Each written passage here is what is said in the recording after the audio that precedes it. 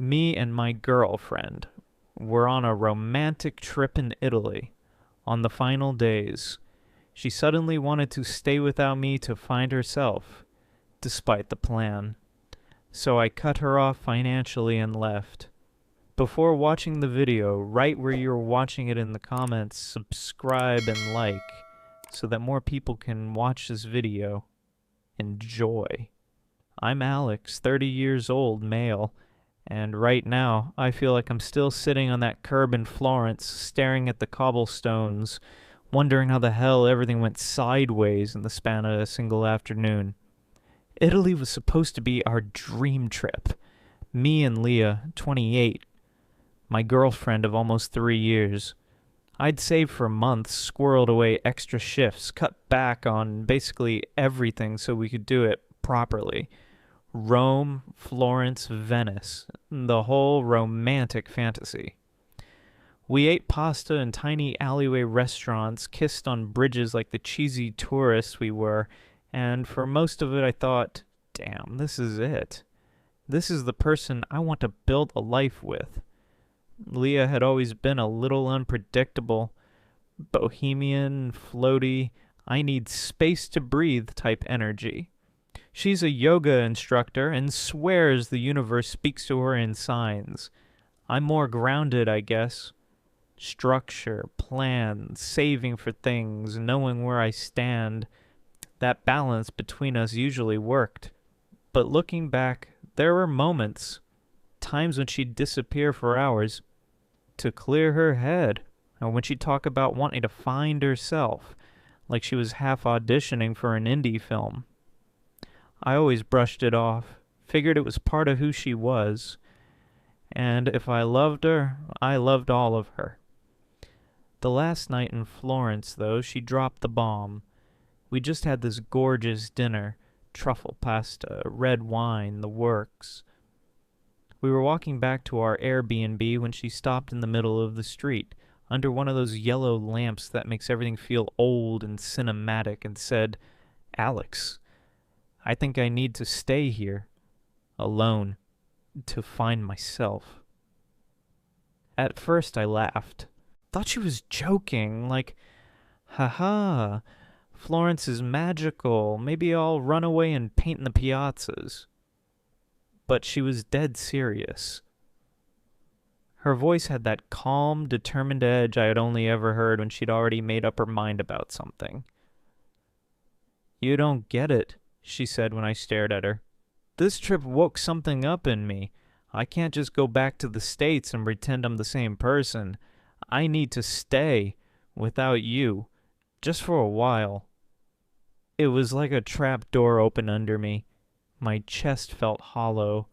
All I could think about was every credit card charge, every late night overtime, all the planning I did to make this trip perfect. And now she wanted to use it as her springboard to some Eat, Pray, Love reboot where I was apparently just the disposable prologue.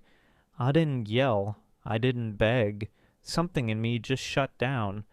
I nodded, walked us back to the apartment, and while she showered, I pulled up our bank app. All the joint expenses, all the support I'd been giving her while she figured out her career. It was all under my name. Rent back home, her car insurance, even part of her student loan payments. By the time she came out wrapped in a towel, humming, like she hadn't just detonated our relationship, I had already cut her off. Canceled cards, changed passwords. I left her with whatever euros were in her purse and booked myself a flight home. The next morning I was gone. No note, no long goodbye, just gone. And I thought that was the end. But with Leah, nothing ends clean. The flight home felt like purgatory. 10 hours of staring at the seatback screen replaying her words. "I need to stay here, without you." Every time I closed my eyes, I saw her face in that street lamp glow. Calm, almost serene, like she'd already written me out of her story. When I landed in JFK, my phone lit up like a slot machine. 23 missed calls, dozens of texts. Half were apologies, half were furious rants. "Leah, How could you just abandon me in a foreign country? Leah, do you even care if I'm safe? Leah, this is so cruel, Alex. You don't own me. Leah, you better fix this right now or I'll tell everyone what you did. What I did? The audacity of that nearly made me laugh out loud in baggage claim. I didn't cheat. I didn't lie. I didn't blindside her in the middle of a once-in-a-lifetime trip with, oh, BTW, I don't want you anymore. All I did was stop being her safety net. Back home, I walked into my apartment, and it hit me how much of it wasn't even mine anymore. Her yoga mats, her diffuser with eucalyptus oil, shelves of self-help books about manifestation. The place smelled like her. I dropped my suitcase and sat there in the dark for hours, scrolling through her texts as they poured in. The tone shifted from panic to manipulative to flat-out vicious. By day 2, she was posting cryptic Instagram stories from Florence cafes.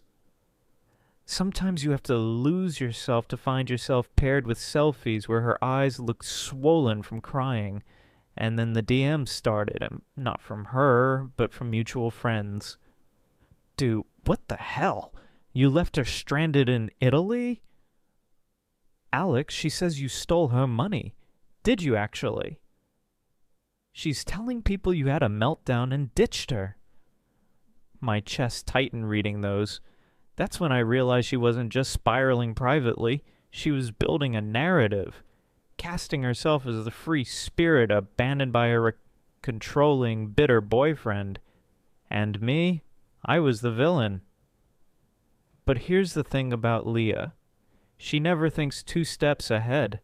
She forgets receipts exist, like the literal receipts, bank statements, screenshots, proof that not only had I been funding her lifestyle, but she'd been leaning on me financially for years. I didn't reply to her. Not once. Silence. And I think that's what drove her off the deep end. Because a week later I came home from work and found my apartment door wide open. At first I thought I'd been robbed. Couch cushions slashed, my TV knocked over, framed photos shattered across the floor. Then I saw the note taped to the fridge in her loopy handwriting. You can't erase me, Alex. You'll regret this. I stood in that wrecked living room with glass crunching under my boots and realized I wasn't dealing with heartbreak anymore. I was dealing with someone unstable, someone dangerous. And for the first time, I started thinking about revenge. The cops were almost useless. I called them the second I saw my apartment, smashed lamp, ripped up couch, the whole place looking like it had been tossed by raccoons on meth. They showed up, took a statement, and shrugged. Do you have proof it was her? One of them asked, eyeing the note taped to my fridge that literally said, You can't erase me, Alex. You'll regret this. I held it up like, hello? But they said, unless I had video footage of her entering, it was a he said, she said. The best they could offer was a temporary restraining order if I went to court, so I cleaned, alone. Picking up glass from frames of us at the Trevi Fountain, Venice gondolas, memories already sour, now sharp enough to slice my hands. I bagged everything she'd ever left behind. Yoga mats, diffuser, stacks of journals full of half-finished affirmations, and shoved it into storage. The apartment felt hollow, but at least it was mine again. That lasted 2 days. Then came the calls at work. I'm in project management, a steady 9 to 5, and suddenly my boss is asking why a woman named Leah has been blowing up the office line. She told HR I was financially abusive, controlling, and even hinted at physical intimidation. None of it true, but hearing her lies circulate where I built my career, that hit me harder than the trashed apartment. I confronted her by text. Stop calling my work or I'll get a lawyer involved. Her reply came within minutes. You think anyone's gonna believe you over me? You already abandoned me overseas like garbage. That's when the paranoia set in. I started checking over my shoulder walking home. My phone buzzed at all hours with blocked numbers. One night I woke up to scratching at my door. Cat-like at first, then deliberate. When I yelled, footsteps pounded down the hall. The next morning my car was keyed. Deep, jagged lines from headlight to tail light. I sat in the driver's seat staring at the damage, shaking, torn between rage and disbelief. This was a woman I had once kissed under Roman ruins, who'd traced hearts into the foam of my cappuccino in Venice, who I thought, stupidly, might have been the one. And now she was unraveling into this unstable, vindictive storm circling my life. That night I got another text. If you won't listen, maybe your family will. My stomach dropped.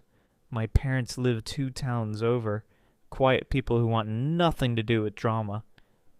I pictured Leah showing up at their door, spinning her lies, maybe worse. Something in me hardened then. Fear burned into resolve. If she wanted to make me the villain, fine. I could play the part. But on my terms. And that's when the first threads of my plan for revenge began to weave together. By the time I started pulling the threads, there was this quiet, ugly clarity in me, like finding the exact seam in a sweater that, if you tugged, would unravel everything she'd woven around herself. I cataloged everything. The Venmo slips for her studio expenses that I'd covered, the screenshot where she asked me to transfer money because her card hit the limit, the emails where she'd asked me to handle booking refunds and vendor payments because she didn't have Wi-Fi. I printed them all. I learned to make receipts look boring and incontrovertible. Boring one. My first move was surgical in public. I didn't want to be petty in a private message. I wanted truth to live where her story was thriving, in front of people. So I did the things she'd already been doing to me, only honest. I made a thread on our small local neighborhood group, the kind where half the yoga teachers, baristas, and college friends lurk, calmly listing dates, charges, and screenshots that map the trip and the money trail. No insults, just timestamps, bank records, and photos of messages where she bragged about needing freedom, followed by receipts proving I'd paid her plane change and half her Airbnb. I wanted the receipts to speak. Within hours, the thread blew up. People tagged each other. Someone who'd met us in Rome recognized a picture. Her Find Yourself posts started being read in a different light. A curated escape built on my overtime checks. Leah texted like a wildfire, pleading, threatening, name-calling, but she couldn't undo time stamps. Then I went to the place I knew would sting. Her studio. Not to trash it because her lashing out would only let her posture as victim, but to let others see the person she was when the camera wasn't rolling. I emailed a handful of her biggest clients, casually and neutrally, forwarding copies of the same receipts and a short note. If you ever paid Leah directly and felt confused about gaps, please DM me. I have documentation. I expected denial. I expected loyalty. I didn't expect a tidal wave of messages from people who'd been ghosted on refunds, who'd never received prepaid class credits, who'd assumed she was between gigs. On a rainy Thursday, she had a packed evening class. Halfway through Downward Dog, someone from the front row stood up and read aloud a screenshot chain where Leah promised to refund a canceled retreat, and then vanished. The room froze. Breath held. Then a few feet away, someone else waved an email where Leah had asked, months ago, for me to handle transfer refunds because her card was compromised. You could see the oxygen leave her face. She snapped. It was loud and physical in a way that made the studio smell like burnt toast and wine. She stormed from the mat, knocked over a row of iron-framed yoga mats like dominoes, then grabbed my phone from the person who handed it to me and tried to wrench it away. Staff tried to intervene. She shoved a teacher into a shelf. Mirrors shattered. Students screamed. Somebody called 911. She screamed that I had ruined her, that I was trying to control her life. She dragged in every trope: abuse, abandonment, mental collapse, until the police arrived and separated us. Watching her on the sidewalk, hair a mess, mascara staining her cheeks, yelling with that raw, unhinged energy, felt like standing at the wreckage of something that had once been quietly beautiful. People filmed, people pointed. A woman I barely knew who'd come looking for refunds called me brave. A guy from my building clapped once, and then looked away because he felt guilty for watching. That night, when the adrenaline bled out and the studio filed its police report, I didn't feel triumphant. I felt hollow and guilty and also so relieved. She'd started a public myth about herself in Florence and tried to weaponize it. I'd turned the factual record back into the public space. The revenge I'd wanted, the kind that felt like justice rather than petty cruelty, wasn't to break her. It was to stop being erased. Updated. First follow-up, a few days later. Some of you said drop it, and some of you said burn the place down. The top comment, oddly, was dude. Receipts in rage. Folks slid into my DMs. One girl sent a screenshot of Leah begging her for money months ago. Another offered legal advice about documenting harassment. A few DM'd me with raw stuff. I lost money to her too. There were fiery replies, people calling me cold for posting evidence in public. But I'll be honest, reading the messages from women who'd felt gaslit felt like a salve. Someone joked I'd become a spreadsheet vigilante. Tempting, but no, I'm not trying to hurt her for sport. I just won't be the invisible one anymore.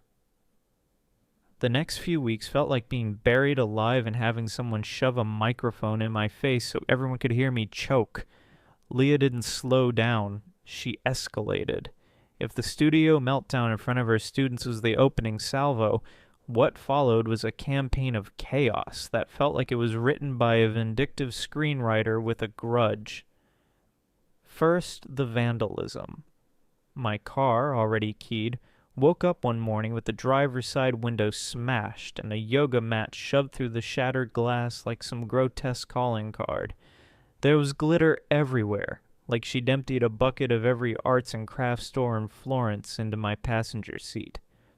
My neighbor found nails under my tires one evening. Someone had poured dark coffee into my mailbox, so my landlord sent a terse email about possible package tampering. The building's hallway cameras had conveniently failed that night. Convenient for her. Infuriating for me. She started stalking my shifts, too. One of my coworkers texted me a photo. Leah standing across the street from the office, arms folded, lips moving like she was performing martyrdom. Then HR called again, this time with a formal complaint accusing me of harassment, emotional abuse, and financial coercion. I sat in that HR office handing over spreadsheets like contrite confessions. I watched the HR rep's eyes narrow as receipts and timestamps erased the narrative she'd tried to build.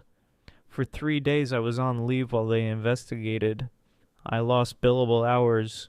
I lost sleep. I lost a little faith that the world would sort out the truth on its own.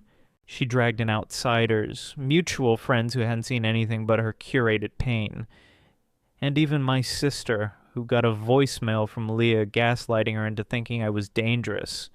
Leah leaned into theatrics, crying videos, shaky camera sobs, posts about being abandoned in Florence by a man who can't hold space.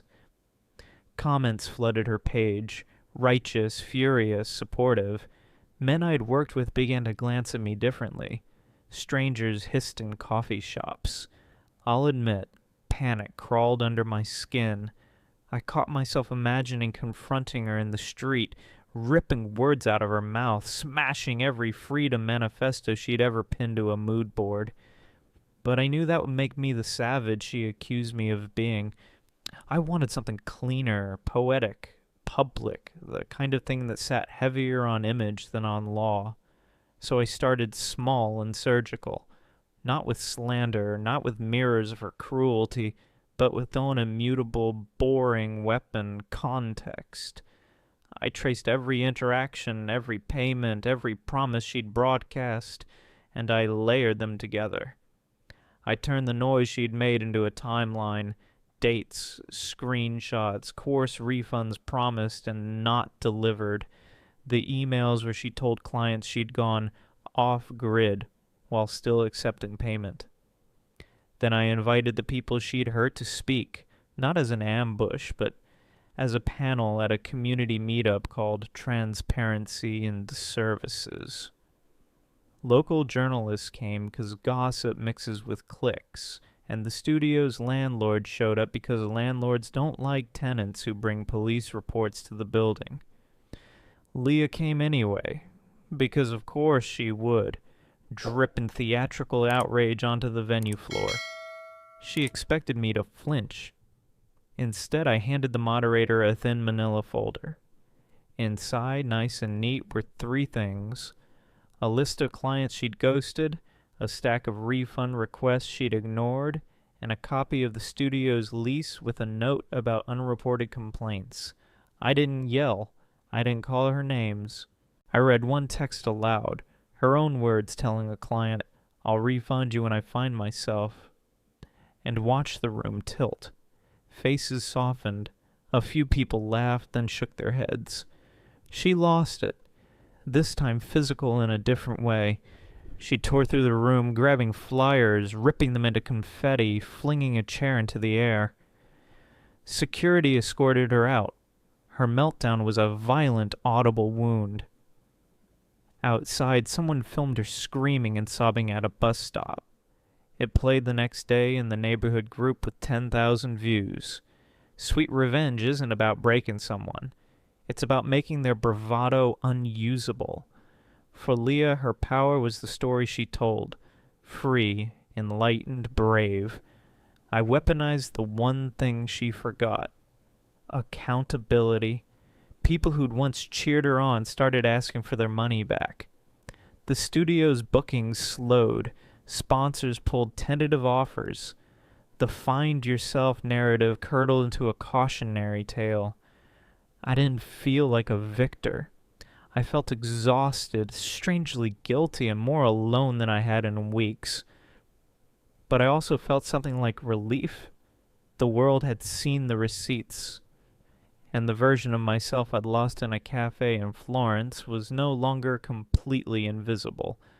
The revenge wasn't subtle. It was poetic. I started by leaning into her obsession with appearances. She'd been blasting Instagram with vague posts about healing in Italy, captioning photos of Aperol spritzes and cobblestone alleys like she was some kind of tragic heroine in a travel memoir. I knew she lived for that attention, the pity likes, the DMs from guys telling her she was brave, so I slipped into the same stream. I took every receipt, every bank transaction, every photo of her with me cropped out, and I posted the raw, ugly context. Her solo Florence dinner?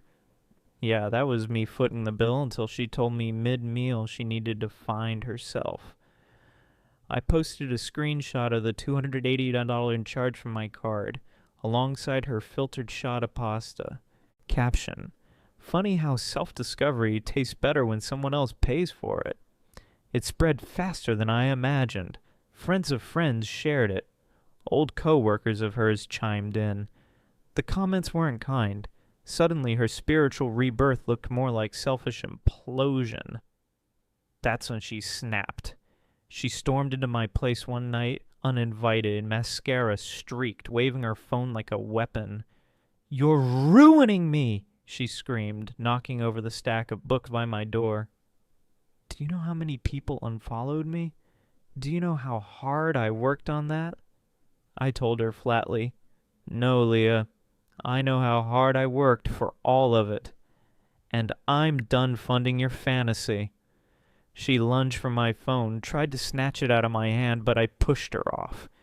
She slipped, caught herself on the counter, then swept everything off it in one wild motion. Glasses shattered. A photo frame with us in Rome cracked down the middle, splitting our faces apart. I didn't yell, didn't touch her. I just started recording. Keep it going, I said quietly. Show everyone who you really are. That broke her. She froze, then bolted for the door, muttering something about how I'd regret this. But I already knew she was done. The sweet part? The more she tried to paint me as the villain, the deeper she dug her own grave. Every dramatic story she posted was met with comments tagging mine. Every accusation she threw landed flat when people saw the receipts. For the first time, I wasn't defending myself.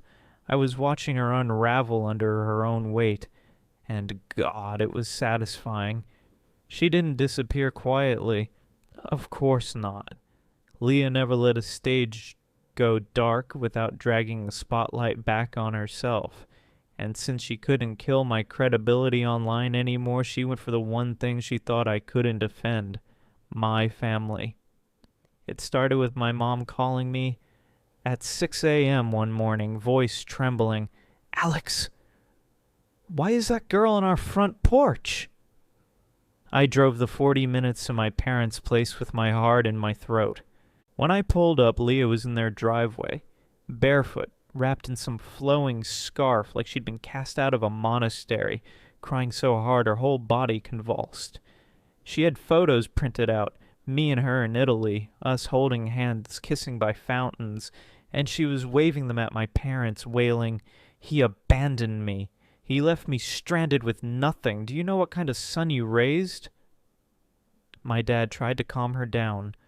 My mom was mortified, half believing her because Leah looked so raw and broken. And then Leah saw me. That mask shattered.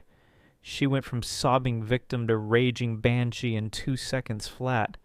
She charged at me, screaming, "You ruined me! You turned everyone against me!" She shoved me in the chest so hard I nearly tripped over the curb. My neighbors had stepped outside by then, watching. It was a full-on public meltdown. I didn't lay a hand on her. Just pulled out my phone again, like before, and held it up. "Leah," I said, calm as I could manage while adrenaline hammered my ribs, "you need to leave right now, or I'll have you arrested." And she lost it. Screamed, cried, dropped to her knees on my parents' lawn, clutching at the grass like she was being swallowed by the earth itself. My mom whispered, "Oh my God," like she was watching an exorcism. That was the moment I knew Leah had burned every bridge left. My parents saw it. My neighbors saw it. The video of her meltdown, because yes, I posted it after, saw to the rest. The internet that once pitied her now laughed. Memes popped up, captions over her crying vase, TikToks reenacting her collapse on the lawn. She became a spectacle. Not a tragic heroine anymore, but a cautionary tale. And I should have felt guilty. I should have felt bad that someone I once loved was unraveling in front of the world. But standing there on my parents' driveway, glass crunching under my shoes from the photo frames she'd smashed, I felt something else. Peace. She couldn't touch me anymore. Not financially, not emotionally, not socially. She'd taken every swing she had and missed. That night I poured myself a drink, scrolled through the chaos, and let myself smile for the first time in weeks. Update 2. Right after the family incident. Reddit, you did not disappoint. Some of y'all said to change my locks, others told me to get a restraining order, and one EDM just said, "Bro, she's a final boss level X. Congrats on beating the game." Honestly, the memes you made. I laughed so hard I cried. Someone even set her driveway meltdown to opera music. Dark, but chef's kiss. To the people saying I went too far. Look, I didn't create Leah's chaos. I just stopped covering for it. And for the first time, my family saw who she really was without me having to scream myself hoarse. That's not cruelty, that's clarity. The last act came quicker than I thought it would. After the driveway spectacle at my parents' house, Leah had no audience left. The yoga studio dropped her. Clients stopped booking. Her soul journey posts were drowned out by memes of her screaming in my mom's lawn.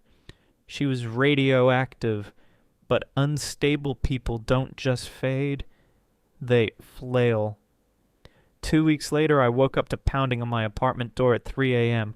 My stomach sank before I even looked. I knew. And when I opened it, there she was. Her eyes were wild, hair matted, mascara crusted in black streaks. She reeked of wine. She was clutching a journal to her chest like it was holy scripture. "You ruined me," she whispered. "So I'll ruin you." And then she shoved the journal into my chest and staggered back down the hall barefoot, muttering to herself until she disappeared into the stairwell. I locked the door and sat on the floor staring at it. When I finally opened the book, my blood ran cold. Pages and pages of scribbled rants, lists of people she hated, fantasies about rebirth through destruction. My name scrawled over and over, sometimes in hearts, sometimes slashed out in jagged pen marks. That was it. I didn't wait. I called the cops, handed them the journal, filed for a restraining order that morning. This time the paper trail worked. The videos, the studio incident, the driveway meltdown, now this journal. It painted the picture the cops couldn't ignore. The order went through fast. She couldn't come near me, my work, my family. When she violated it once, showing up outside my building, screaming that she forgave me, she was cuffed on the spot. Watching her in the back of that cruiser, wrists bound, hair wild, still trying to spin some tale about how she was the victim, I felt nothing but relief. After that, she finally disappeared. Moved out of state, I heard.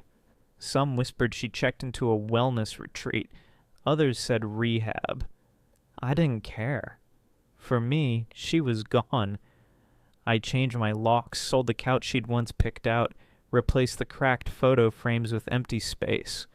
My apartment was quiet, and for the first time, that silence didn't feel like punishment. It felt like freedom. Looking back, part of me still aches for the girl I kissed on Venetian bridges, the one who laughed with me in Roman cafes. But I know now that version of her was just a mask, a fragile place she couldn't hold together. The real Leah was chaos, sharp and cutting, and I let her too close for too long. The revenge wasn't the videos or the memes or even the restraining order. The real revenge was her finally losing the one thing she valued most: control of the story. She tried to write me as the villain, but in the end she wrote herself into madness and the world saw it. And me? I walked away with my sanity, my peace, and the quiet satisfaction of knowing I'll never fund another one of her self-discovery phases again.